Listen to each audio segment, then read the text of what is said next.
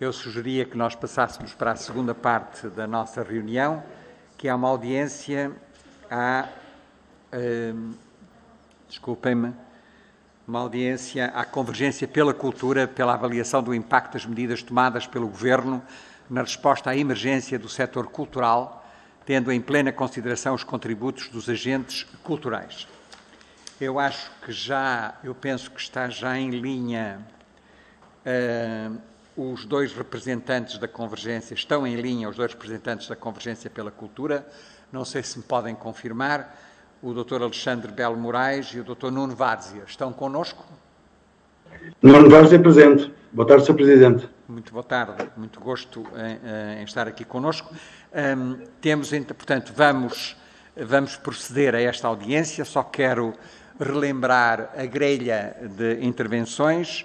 A entidade visitante tem, no início, 10 minutos para a sua intervenção inicial e depois tem 10 minutos no fim para responder.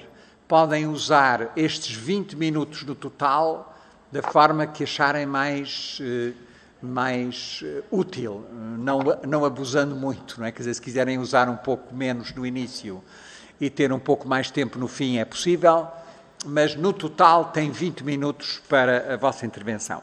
Os grupos parlamentares, cada um tem 3 minutos para fazer as perguntas e pedir os esclarecimentos que achar oportunos e, portanto, eu dava de imediato, não sei se será o Dr. Alexandre Belo Moraes que vai fazer a primeira intervenção ou se vai ser o Dr. Nuno Várzea, mas isso é afirmativo, Sr. Presidente. É o Dr. Alexandre.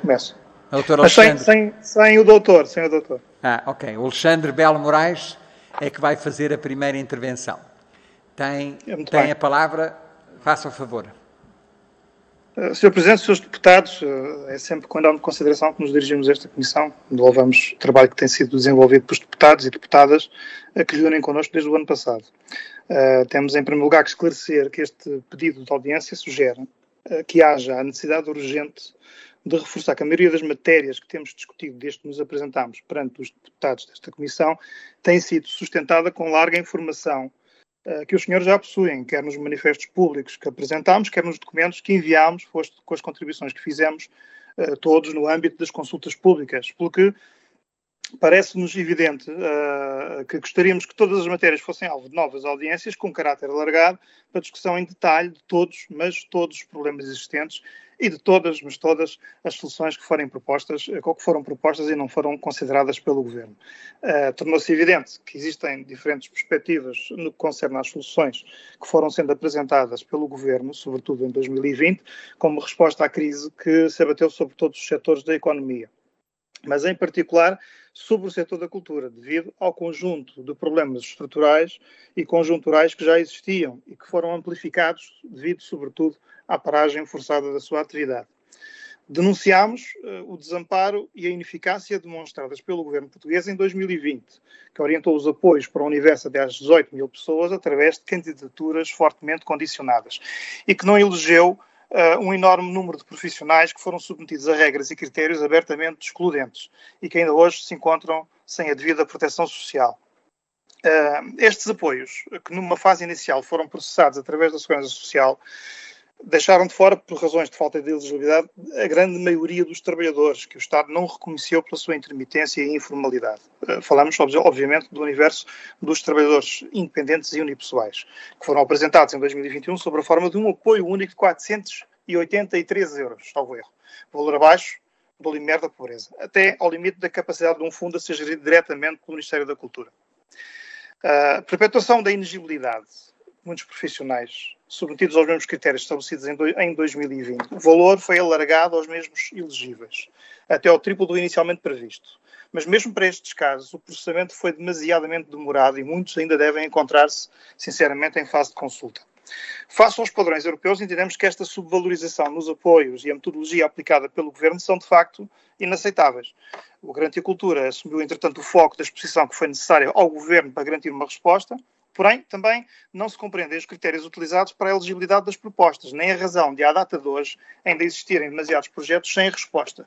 o que denuncia claramente as enormes fragilidades, não somente do sistema utilizado para a regulação e efetivação dos meios, como na alteração das regras durante o processo e, consequentemente, no atraso nas respostas, sendo que existem muitas verbas que ainda não chegaram às entidades que estão a tentar concretizá-las. Chegados a outubro de 2021, o Governo prepara-se para defender a aprovação de mais um Orçamento de Estado. Relativamente ao ano anterior, não existem dados concretos que clarifiquem o impacto destas medidas que foram sempre apresentadas como parte de um enorme esforço do Estado para a resolução dos problemas do setor. O que pretendemos, objetivamente, é que esta Comissão estabeleça como princípio a necessidade de dar provimento às principais questões que queremos levantar relacionadas com as propostas de soluções que ao longo destes meses foram apresentadas pelos agentes culturais, quer no âmbito das consultas públicas, quer nas reuniões tidas com os partidos e deputadas não inscritas, e que este Governo possa ser questionado num direito que nos assiste de participação que é consagrado pela Constituição da República, para que possamos ser esclarecidos, ou não estivéssemos plenamente convictos de que a maioria dos problemas existentes no nosso setor permanecem insolúveis, com o risco desta situação se perpetuar no futuro por manifesta má orientação do Governo relativamente aos fundos destinados a Portugal no âmbito do Plano de Recuperação e Resiliência.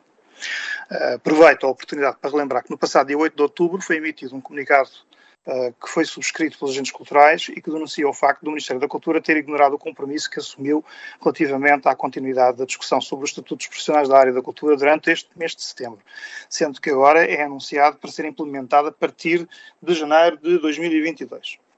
Peço desculpa.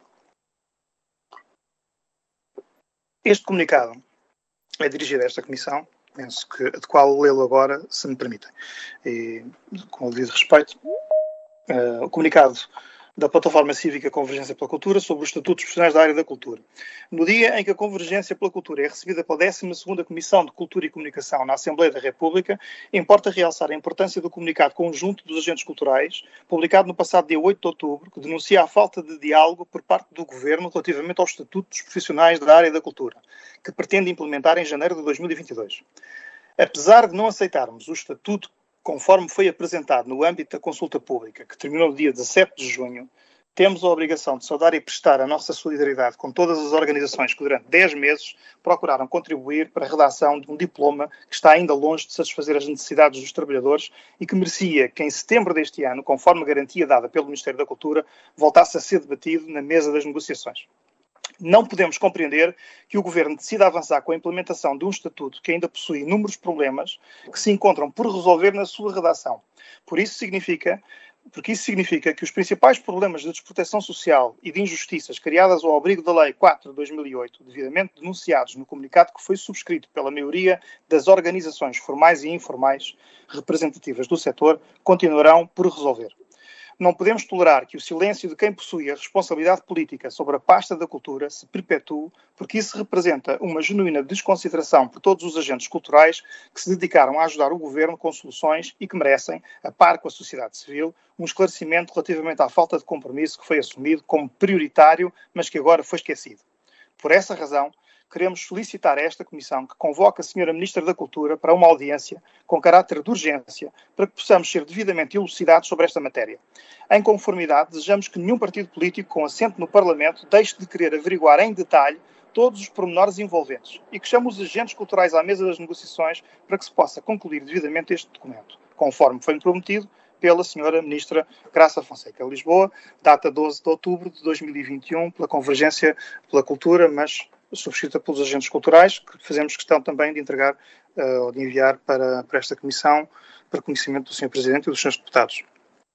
Sr. Presidente, a questão essencial é que, infelizmente, a maioria destes trabalhadores da cultura sentem que foram enganados pelo Governo, na pior altura das suas vidas. Porque apesar da enorme propaganda feita com a exposição pública de medidas por parte do Sr. Primeiro-Ministro, não houve, de facto, uma solução que não fosse remendada. E com este sentimento, atrevo-me, com o devido respeito, a citá-lo, pessoalmente, o Sr. Presidente da Mesa desta Comissão, embora num contexto completamente diferente adaptado à cultura, que a mentira é o maior inimigo da democracia. O que está obviamente em causa é a necessidade de podermos aprender com os erros e discutir, ainda que de forma dissonante, as soluções que pretendemos dar ao setor na construção de boas políticas públicas. Porque o ónus da responsabilidade política não reside exclusivamente nos deputados com assento na Assembleia da República, quando nos exigem bom senso e sentido de responsabilidade, quando defendemos publicamente a necessidade de reforços nos apoios financeiros, o fim da precariedade laboral ou a criação de mecanismos de transparência em gastos públicos. Nós não somos irresponsáveis, somos cidadãos, contribuintes e verdadeiramente participativos na vida pública, ou não tivéssemos no nosso ADN a identidade cultural que nos define e um verdadeiro patriotismo. E penso que estou dentro do tempo, e o Sr. Presidente me dirá, mas eu penso que assim podemos passar aos senhores deputados para que possam manifestar-se relativamente a esta matéria. Muito obrigado. Agradeço também a referência. Só usou 8 minutos, portanto ainda terá mais tempo no fim, se assim entender, e eu passaria desde já a palavra ao Sr. Deputado Bruno Aragão, do Grupo Parlamentar do PS, para a sua intervenção. Tem 3 minutos. Sr. Deputado. Muito obrigado, Sr. Presidente. Cumprimento as senhoras e os senhores deputados. Cumprimento naturalmente Alexandre Belo Moraes e Nuno Várzea, da Convergência pela Cultura. Vou procurar ser sintético nos 3 minutos que tenho, deixando algumas questões para que vocês possam gerir na fase final, tentando fazer exatamente aquilo que o Alexandre propunha, que é conseguirmos ir ao detalhe e, portanto, materializarmos também em números estas diferentes realidades que cada um de nós vai apresentando à perspectiva com que as analisa. Porque há uma coisa que nós todos sabemos e acho que é um bom ponto de partida para todos. De facto, nenhum de nós é irresponsável e estamos todos verdadeiramente envolvidos, sejamos deputados ou não, antes de o sermos ou enquanto somos. Sabemos que o setor cultural, para além das medidas de apoio que foram transversais a todos os setores, teve medidas próprias, mas sabemos também que essas medidas se justificam pela fragilidade que este setor sentia e sente e pelas enormes exigências, se quisermos, estruturais, que ao longo dos anos foi acumulando. Por isso, as questões que eu coloco de forma a podermos avaliar, porque é esse também o nosso papel, avaliar as políticas públicas que fomos tentando implementar, procurei estruturá-las em 6 pontos. O primeiro, a cultura é de facto um vasto setor, mas é um setor com muitas realidades em si próprio. Como sentiram os diferentes setores, ou as diferentes áreas, se quiserem, os apoios ao longo desses meses? Quais deles se sentiram mais apoiados? Quais se sentiram menos apoiados e de que forma, e se tiverem, que números têm, que o possam suportar? Num segundo ponto, que setores ou áreas se encontram neste momento mais vulneráveis, na vossa perspectiva, e nesse sentido com mais dificuldades também de iniciar um processo de recuperação e por isso nos devem merecer particular atenção nesta fase. Num terceiro ponto, os apoios que foram sendo implementados procuraram responder, por um lado, aos profissionais, por outro lado, às estruturas, onde se sentiu mais efetividade de apoio e onde se sentiu mais dificuldade nessa execução. Ponto 4. Alguns dos apoios, ao contrário de outros setores, foram já decididos e aprovados para 2022. De que forma esses apoios estão agora a facilitar ou não esta transição e a retoma que vamos sentindo? E por último, eu disse que seriam 6, mas são 5, considerando que a criação de públicos é, por definição, uma experiência longa e que a criação de rotinas é absolutamente fundamental e que foi interrompida por este período pandémico de uma forma muito substancial, gostaria de ouvir a vossa opinião e propostas sobre programas efetivos de incentivo à participação e, portanto, à recuperação dos públicos, conquanto essa participação é garantia de todo o ciclo económico neste setor. Muito obrigado. Obrigado, Sr. Deputado, e muito obrigado também por se manter dentro do tempo disponível. Eu passaria de imediato a palavra à Sra. Deputada Carla Borges, do PSD, para a sua intervenção. Muito obrigada, Sr. Presidente. Pedia o favor de darem autorização para ligar a Câmara. Muito obrigada, penso que já está. Muito obrigada, muito boa tarde a todos. Sr. Presidente, os meus cumprimentos, caras e caros deputados, e uma saudação especial à Plataforma Cívica de Convergência para a Cultura, ao Alexandre e ao Nuno. Muito obrigada pelas vossas declarações e por aquilo que nos trouxeram. Mas começo por lamentar aquilo que começa a ser já uma constante no discurso do PS. O PS, mais uma vez, vezes e vezes sem conta, volta a colocar as mesmas perguntas e aquilo que seria esperado era apontar também aqui nesta Assembleia algum caminho e de uma vez por todas fazer aquilo que lhe compete, que é fazer o trabalho de acompanhamento e fiscalização da ação governativa. E posto esta primeira parte da intervenção, eu começava aqui a deixar também algumas reflexões e colocar aqui algumas questões. E começava por colocar uma questão à plataforma cívica acerca do Programa Garantir Cultura. De uma forma muito concreta, na vossa opinião, o Programa Garantir Cultura foi um programa que cumpriu aquilo que foi anunciado em janeiro de 2021 ou não? Se à data daquilo que é o vosso conhecimento da execução e da operacionalidade do programa, o programa efetivamente foi uma mais-valia, deu respostas ao setor neste período de emergência ou não? A segunda questão que eu queria colocar tem a ver com os estatutos profissionais. Já muito foi discutido, sabemos todos que foi um estatuto que foi elaborado à pressa, que foi contra tudo e contra todos, que não permitiu a reflexão que todos gostaríamos que fosse feita e, acima de tudo, revela um total desconhecimento por parte do Ministério da Cultura daquilo que é o setor. Na vossa opinião, o que é que faz falta aqui neste estatuto do artista, no estatuto dos profissionais da cultura? Também ouvimos no passado aquilo que foi o vosso depoimento, vosso plataforma da Convergência para a Cultura relativamente a este estatuto e pergunto-vos também o porquê que as negociações, na vossa opinião, tendo sido criada uma expectativa muito clara por parte do grupo de trabalho e por parte da senhora Ministra de que agora chegados a setembro e outubro voltaríamos à mesa das negociações, vocês voltariam à mesa das negociações e seriam ouvidos e seriam acomodados naquilo que é o texto do Estatuto, um conjunto de expectativas, nomeadamente no que diz respeito à área social e às questões laborais e de enquadramento social por parte dos artistas. Pergunto-vos se isso foi feito ou não e se vocês consideram que nesse capítulo do Estatuto estas questões estão devidamente salvaguardadas.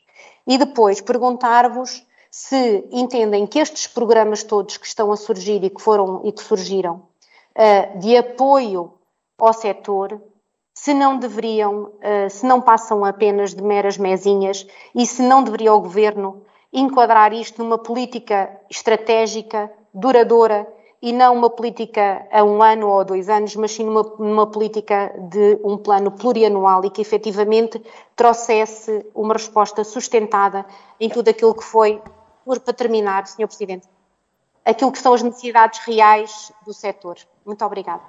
Muito obrigado, Sra. Deputada.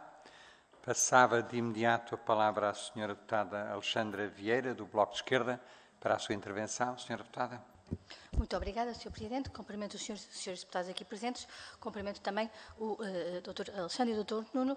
E gostaria de começar por dizer o seguinte. A crise na cultura é, como bem diz, a plataforma fruto de décadas de apatia e da falta de interesse dos diferentes governos no que diz respeito ao investimento neste setor, o que potenciou, no contexto pandémico atual, a situação calamitosa dos artistas e dos diferentes agentes culturais e de todas as atividades que, direta ou indiretamente, estão ligadas à cultura.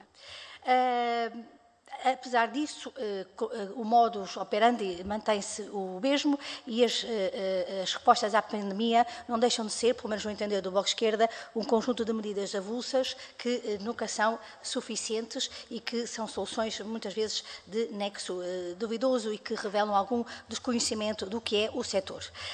Sabemos também que a cultura, e não é de agora, é recorrentemente suborçamentada, embora, como diz a plataforma, é um setor que produz riqueza económica e emprega milhares de pessoas.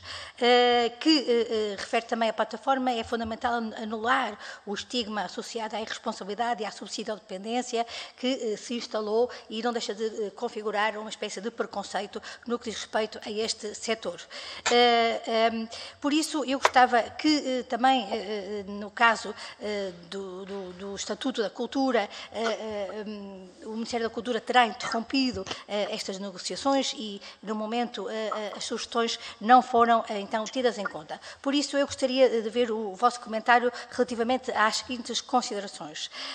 Bom, a cultura é uma atividade como outra qualquer, embora tenha especificidades próprias, como o tempo para a criação, a refeição, ensaio, produção e montagem, tem como característica a intermitência e muitas famílias retiram da cultura a subsistência. A pandemia tornou esta realidade visível e impossível de negar. A cultura é uma panóplia infinita de atividades, umas mais visíveis do que outras, e que se interligam e codependem. A cultura é também um preceito constitucional essencial à cidadania e à democracia, particularmente relevante nos tempos nebulosos que vivemos e, como tal, tem de ter fortes ligações à educação, por exemplo, e a outros setores. A cultura é um ativo muito relevante, para utilizar o linguajar do economês, capaz de gerar riqueza, direta e indiretamente, e, como tal, tem a sua componente contributiva como qualquer outra. Há quem defenda que a cultura pode existir sem apoios públicos. É falso desde tempos imemoriais, não é? Pode existir hibridismo nesta forma da cultura se financiar? Pode, diria, desde que as pessoas que se dedicam à cultura sejam consideradas trabalhadores como quaisquer outros e, como tal, com direito a contratos, a descontos para a ação social, apoios na parentalidade, etc., mesmo tendo em conta as especificidades do trabalho em cultura. E, para praticamente terminar, ainda assim, no que diz respeito aos apoios, o Governo não tem incluído o respeito pela legislação laboral, no nosso entender. Não existe, se por um lado, nos concursos, não exige que não exista dívida à Segurança Social e ao Fisco, também devia exigir contratos de trabalho nesses mesmos concursos. Muito obrigado, Termino já, Sr. Presidente. Continua a dar milhões a entidades como Serralves e a Casa da Música, que já foram alvos de denúncia por parte da ACT, mas no que diz respeito às outras entidades, não parece que o rigor seja assim tão... não parece que haja o mesmo rigor. Muito obrigada, Sr. Presidente. Passo de imediato a palavra à Sra. Deputada Ana Mesquita, a quem dou as boas-vindas. É a primeira vez que a vemos agora aqui, portanto, seja muito bem-vinda à nossa comissão. Muito obrigada, Sr. Presidente. E queria cumprimentar a Convergência pela Cultura, em primeiro lugar, e as senhoras e senhores deputados. A questão aqui que nos parece fundamental infelizmente, são interrogações que já vêm de há muito tempo e que o PCP, em múltiplas ocasiões, tem colocado, dando também soluções, mas que efetivamente não têm alcançado por parte da vontade de quem tem a maioria, efetivamente, quer a nível parlamentar, quer no próprio Governo, para os resolver. E, portanto, aquilo que nós gostaríamos de começar por questionar é se continuam a sentir que, independentemente do contexto da epidemia, há problemas que vêm há muito tempo e que se deveriam ter resoluções muito práticas e muito concretas e que as pessoas sentem no dia-a-dia das suas vidas, nomeadamente quem trabalha nas artes e na cultura. E as questões que nós vos perguntamos se ainda se mantêm e se mantêm para a Convergência pela Cultura como preocupações são, por exemplo, a questão dos salários e dos cachês no nosso país serem baixos, em geral, e, portanto, quando normalmente se tenta importar modelos de outros países para resolver determinado tipo de problemas, como, por exemplo, agora se fala da questão do estatuto, isto esbarra imediatamente naquilo que é a questão concreta que no nosso país temos, em geral, para a esmagadora maioria dos trabalhadores das artes e da cultura, ainda salários relativamente baixos. A questão da precariedade, efetivamente, e do abuso ao recurso à contratação precária e a falta de existência de contratos de trabalho, quando eles poderiam ser a norma em muitos casos, e a isto ligaríamos também alguma ineficácia por parte daquilo que é a fiscalização para as condições, da autoridade para as condições de trabalho, no caso do exercício privado, mas também a nível público, aquilo que é a responsabilidade do próprio Estado, em que muitas vezes não há essa devida fiscalização ao nível da precariedade. Outra matéria que tem vindo a ser um problema desde há muito tempo colocado tem a ver com os horários de trabalho. Muitas vezes são irregulares, desregulados. Queríamos perceber também se mantém ainda como preocupação, porque nos parece que, por exemplo, ainda há pouco também falavam, relacionado com a questão do estatuto, se mantém aquilo que se prevê ao nível da Lei 4 de 2008, bom, teríamos um problema porque há ali, por exemplo, ao nível da consideração do próprio pagamento do trabalho noturno, discrepâncias para aquilo que são regimes gerais e que prejudicam em geral os trabalhadores das artes e da cultura. Mas, efetivamente, a inexistência de carreiras contributivas, porque se torna muito complicado neste contexto atual, até a própria, não só a questão por via dos trabalhadores, mas por via daquilo que é proporcionado em termos do seu trabalho. E efetivamente, parece-nos que, até ao momento, se estas situações tivessem já sido resolvidas, provavelmente o impacto daquilo que aconteceu durante este tempo todo não teria sido tão dramático como nós vimos na realidade, deixando milhares de trabalhadores com uma mão à frente e outra atrás. E, portanto, nós gostaríamos de questionar se estas são também vossas preocupações. Em relação àquilo que é o Estatuto, e vou terminar, Sr. Presidente, eram 3 minutos, não era? Peço imensa desculpa. Nós continuamos a dizer que daquilo que nós conhecemos da proposta inicial do Governo é um Estatuto que não valoriza os trabalhadores e o trabalho nas artes e na cultura e, portanto, nós cá estaremos, evidentemente, para intervir em relação a essa matéria. É um compromisso que desde já deixamos com a Conferência para a Cultura. Muito obrigada. Obrigado, Sra. Deputada. Eu penso que temos a deputada Cristina Rodrigues em linha e, portanto, se ela me estiver a ouvir, eu dou-lhe desde já a palavra. Senhora deputada, está aí? Consigo vê-la? Sim. Não, e também consigo ouvi-la. Seja muito bem-vinda. Muito bem, muito obrigada, Sr. Presidente. Tem 3 minutos. Muito bem, vou ser muito rápida. Começo por cumprimentar, obviamente, as senhoras e os senhores deputados e também os representantes da plataforma Convergência pela Cultura, a quem desde já agradeço a presença e de resto por nos fazerem acompanhar este tema, que obviamente já é um tema muito importante na Comissão, mas por estarem sempre presentes e pela disponibilidade. Eu não consegui ouvir a vossa intervenção inicial porque estava numa outra comissão e, portanto, eventualmente poderei colocar alguma questão que até já responderam e peço desculpa por isso. Mas pronto, resumidamente o que é que quero dizer, e até porque hoje aliás foi ontem entregue o Orçamento do Estado, e aquilo que vemos é que o potencial de recuperação da economia através da cultura continua a ser completamente ignorado. Este é o setor que é o terceiro empregador na Europa e, de facto, poderia ter aqui uma função muito importante também no nosso país, privilegiando quem procura trabalhar e privilegiando o setor cultural, obviamente, também, e não está a ser feito esse investimento. Segundo a proposta de lei entregue, o setor da cultura representa 0,25% do orçamento, que é um valor manifestamente residual. Também sabemos que este foi um dos setores mais afetados pela pandemia e também sabemos que era um setor já com um desinvestimento crónico e cuja retoma foi posterior à de muitos outros. Aliás, relativamente, é uma das perguntas que tenho para lhes colocar, é se já todo o setor conseguiu voltar ao trabalho. Eu recordo-me, por exemplo, dos festivais de verão que tiveram que quase todos ser, se não todos, adiados e, portanto, se dentro dos vários subsetores, digamos assim, da cultura, se já todos estão novamente em atividade, se consideram que há algum tipo de apoio necessário para esta retoma e, portanto, no que diz respeito aqui especificamente ao desconfinamento, se há alguma coisa que esteja em falta. Em termos de apoios, sabemos também que houve pessoas que ficaram excluídas dos apoios. Gostava de vos perguntar se têm ideia de ter havido pessoas profissionais que tiveram que abandonar definitivamente o setor e se sim, em que áreas em particular. E, por fim, mesmo, relativamente ao Orçamento do Estado, o que é que acham prioritário que este contenha relativamente à cultura e o que é que acham do incremento de, julgo que foi 70 milhões de euros, se não estou em erro, que foi anunciado para o Orçamento da Cultura? E era tudo. Muito obrigada, Sr. Presidente. Muito obrigado, Sra. Deputada. Usou menos do que os 3 minutos, agradeço. E chegamos ao fim das perguntas e dos pedidos de esclarecimento. Eu passava de imediato a palavra ao Alexandre Belo Moraes, que é o que eu estou a ver no vídeo. Pois, Sr. Presidente, eu por acaso mantive a câmara ligada, peço desculpa, mas vai ser o Nuno Várzea a começar para eu poder fechar a seguir. Sim, sim. Não, mas estamos a vê-lo e a ouvi-lo muito bem. Tem a palavra.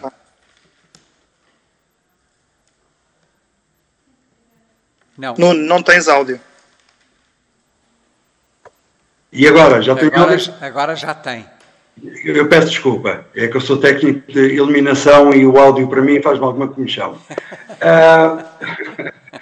Pronto, respondendo aqui a algumas questões que eu acho que elas são todas transversais, nomeadamente a garantir cultura, a lista é pública de todos os beneficiados pelo mesmo programa. O que nós queremos saber é quem não foi beneficiado e porquê. Quais foram as razões que grande parte das pessoas foram excluídas. Esse será um ponto. Respondendo também aqui a outra questão, o setor, sim, está a enfrentar uma retoma. Essa retoma é muito tímida. Os apoios devem continuar, nomeadamente, se nós formos analisar o setor musical, que é as festas de verão, as romarias, os festivais, todos estes profissionais que fazem o seu pé de meia durante o verão, este ano não trabalharam mais uma vez. E não entendemos porque é que os apoios a estes profissionais comprova que a quebra de rendimentos é superior a 70% ou a 80%, porque é que estes apoios não continuaram. Não conseguimos entender também como a Comissão da União Europeia exorta para o setor cultural como a devida alavanca para a recuperação económica, e estamos a falar de 4,4% do produto interno bruto europeu, que corresponde a 640 mil milhões de euros e dá trabalho a 7,5 milhões de trabalhadores espalhados pela Europa. E se a Comissão Europeia exorta todos os países a apoiarem o setor, porque é que o nosso governo não o faz? Portanto, deixa aqui esta questão, que é uma questão que nós achamos que é pertinente, é uma questão que, como é que o PRR, por exemplo, é utilizado desta forma quando a União Europeia diz que é para apoiar os profissionais da área da cultura, porque é que não está a ser usado desta forma? Ou seja, nós temos neste momento pessoas e colegas a passar muitas dificuldades financeiras que recorrem a bancos alimentares para conseguirem ter alguma subsistência. E o governo deixa-nos muito tristes em relação aos apoios que dão a estes profissionais, porque nós não estamos de mão estendida. E é bom que tanto esta Comissão e a sociedade civil entenda que nós contribuímos para o produto interno bruto. Não conseguimos quantificar quanto, mas não conseguimos porquê. Se eu tenho colegas que estão inscritos, por exemplo, com o CIRS 1519, que são outros prestadores de serviço, onde estão os advogados, onde estão os arquitetos, é impossível fazer o verdadeiro mapeamento do setor. E estes colegas, como sabem, foram todos excluídos de todos os apoios, enquanto era muito simples fazer uma prova que toda a faturação, enquanto 1519, foi feita no setor cultural. O governo ignorou. O que nós propomos, e porque o setor também está a atravessar, e na retoma vai ser muito complicado, porque grande parte dos colegas que abandonaram o setor cultural porque se sentiram muito desconsiderados, não voltam. Como foi estipulado na Lei 4 de 2008, com a portaria devida 156 de 2017, o Governo iria promover ações de valorização e formação profissional. E o que o setor necessita neste momento é exatamente isto. É trazer ou introduzir no mercado novos profissionais, uma nova geração de profissionais com uma formação diferente, onde, por exemplo, manobras de reanimação, combate a pequenos incêndios, certificação para trabalhar em alturas. Uma nova geração que nós necessitamos para que a retoma seja possível, porque neste momento não temos técnicos suficientes para fazer face a uma futura retoma, que para nós ainda não é real. E quando falamos de nós Nós estamos a falar só no setor dos espetáculos e dos eventos, mas também posso citar, por exemplo, os meus colegas circenses, que não fazem um circo há 2 anos. Os meus colegas do teatro, os meus colegas da dança. Portanto, esta retoma não é real. E os apoios para estes colegas deviam ser muito mais imediatos. E se nós estamos a falar, e dou aqui um exemplo, que isto tem para aí 2 ou 3 semanas, foi dada uma compensação à agência Lusa nos próximos 5 anos de 13 ou 15 milhões, o número não está muito presente, mas cerca de 13 milhões nos próximos 5 anos. E porquê é que não há apoio para estes colegas? Nós contribuímos para o produto interno bruto. Ninguém está aqui de mão esticada. Aos colegas que necessitam de apoio, nós, com certeza, que trabalhamos mais para que o setor assim o tenha. E acho que respondi de uma forma transversal a todas as questões, que é, os apoios devem continuar, no mínimo, até fevereiro do ano que vem, com retroativos. E concluí, Sr. Presidente. Muito obrigado. Nuno Várzea. Não sei se o Alexandre Belo Sr. Moraes ainda quer se me acrescentar permite, alguma coisa. vou tentar teleguiar o pensamento, que é porque existe, de facto, uma realidade relativamente ao conjunto dos problemas existentes no setor, depende, obviamente, do reconhecimento da humildade de quem opera no quadro político, e não temos dúvidas que, na maioria dos casos, as agendas políticas sobrepõem-se às necessidades concretas. Não queremos deixar de assumir a nossa responsabilidade, porque é um facto que o setor da cultura não conseguiu ser absolutamente eficaz na reivindicação. Falhou na falta de uma verdadeira concertação, mas o poder político, nomeadamente o governo, também falhou porque não foi eficaz na proteção e defesa dos seus contribuintes. Assusta-nos é um primeiro-ministro que nunca assume a cometer erros, da mesma forma que nos incomoda o facto de termos sido efetivamente discriminados pela nossa Ministra da Cultura, colocando-nos de lado nos patamares das negociações e não falando connosco, sobretudo quando nunca deixámos de contribuir positivamente com propostas para auxiliar na resolução dos problemas do nosso setor. Com responsabilidade, de forma acutilante, é verdade, mas sem qualquer hostilidade. Porque é conhecido publicamente, relativamente ao Orçamento de Estado, não deixamos de só que a visão do Governo não mudou no que concerne ao modo como apresenta as principais linhas governativas, sobretudo porque não consagra, neste orçamento, nenhuma medida excepcional que se reflita nos trabalhadores que ficaram excluídos dos apoios, nem prevê mecanismos de regulação efetiva e transparente sobre os gastos públicos com a cultura. E nem sequer prevê a criação de mecanismos de inclusão de contribuintes no sistema contributivo.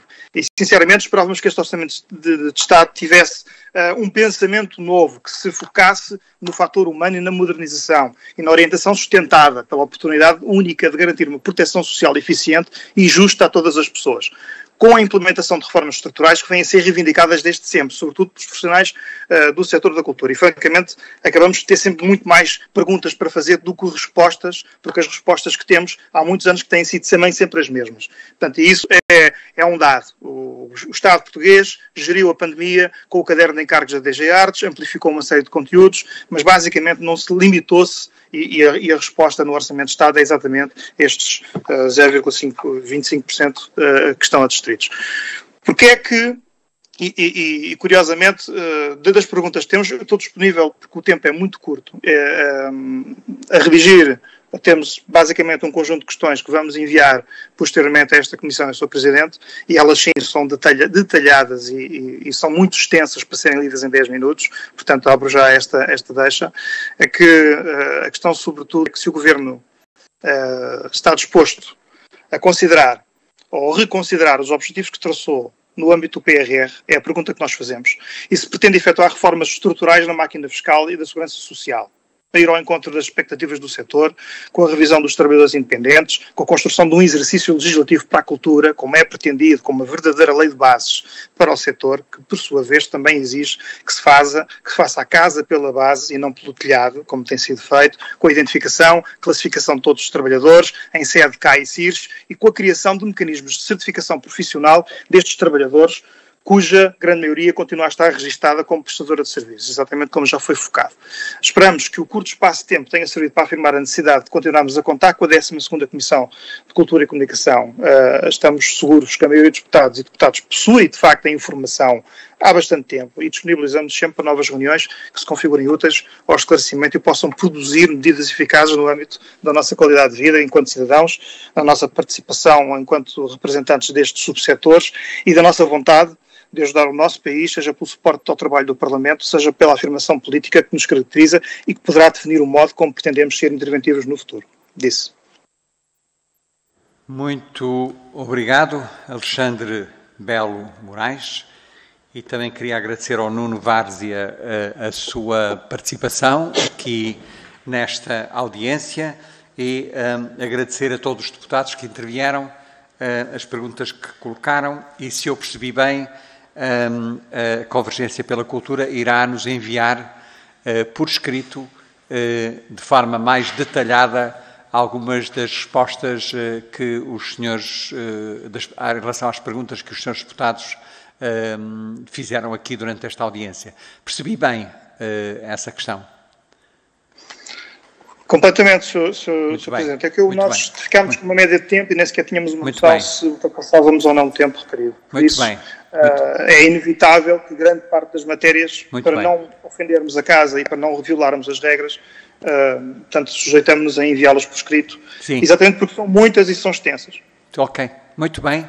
Muito obrigado novamente e quando nós recebermos as respostas são distribuídas pelos senhores deputados dos vários grupos parlamentares e chegamos assim ao fim desta audiência, agradecendo novamente à Convergência pela Cultura e aos senhores deputados que aqui estiveram presentes. Muito obrigado. Chegamos ao fim deste segundo ponto da nossa ordem de trabalhos e chegou o momento de nós tentarmos ouvir aquilo que foram as declarações que foram feitas pela senhora deputada Isabel Almeida Rodrigues e também pelo senhor deputado Paulo Muniz. Estivermos em condições de